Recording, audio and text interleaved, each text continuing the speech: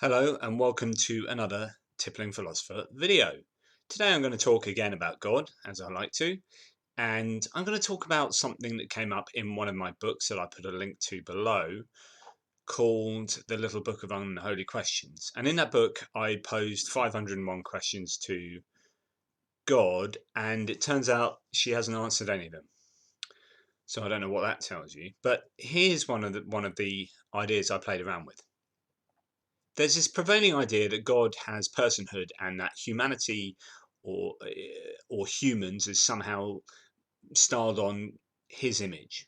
Okay, atheists believe that the causality here works the other way around, such that humanity existed and styled God on the image of humans.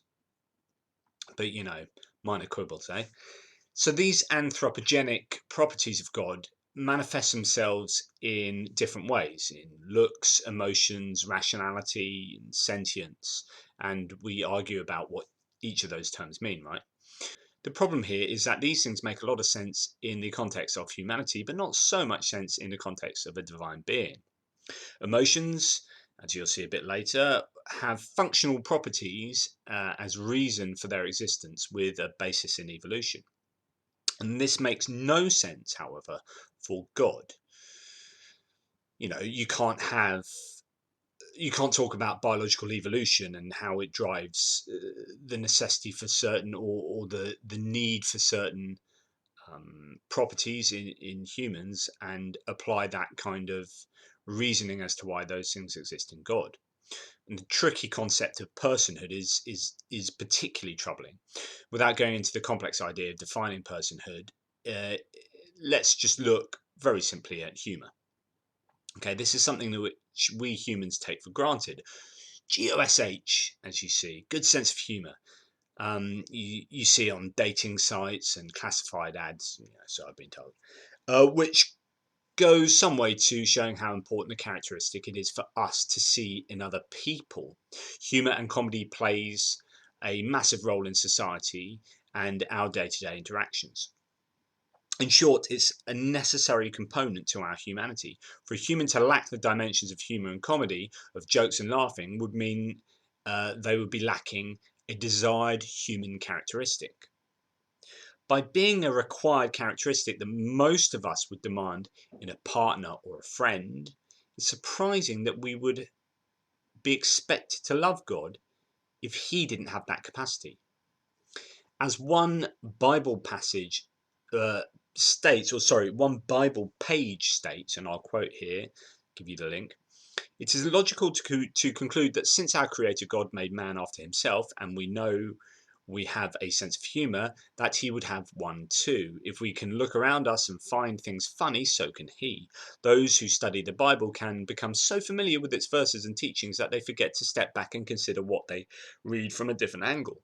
We need to change our perspective of Scripture to discover yet another side of our God.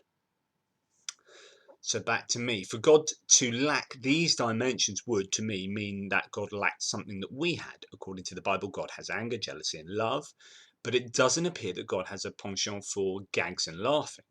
Not that the Bible should be some joke book, though without the amount of death and condemnation, the odd gag wouldn't go amiss, right?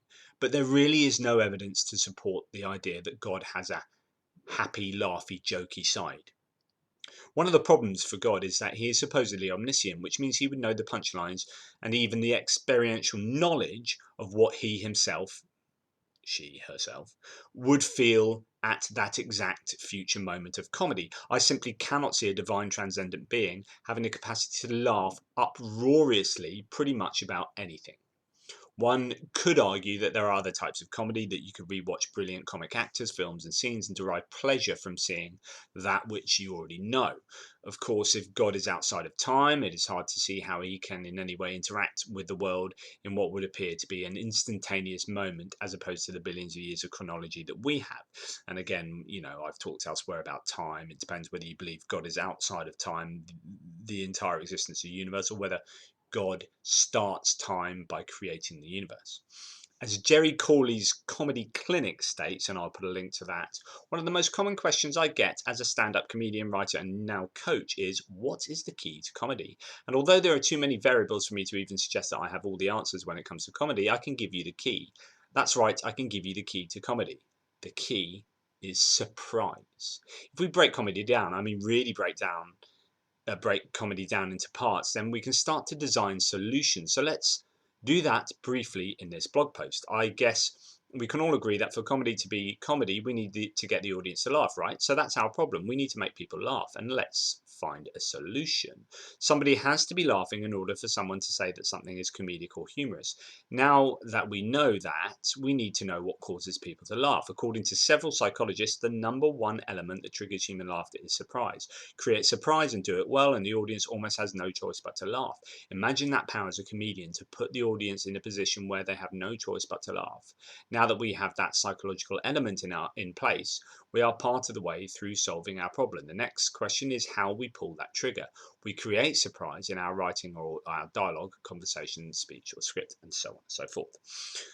But God himself just wouldn't be good at being surprised, because God is omniscient and knows all future events and can almost experience, well, it depends how you define omniscience, but there's an argument that God has experiential knowledge of future events. So God can experience now what he would experience later on.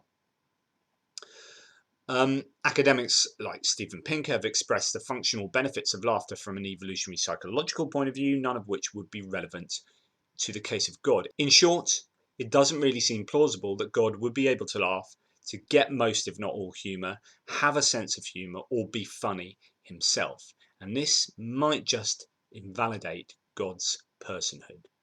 Be interested to see what you think.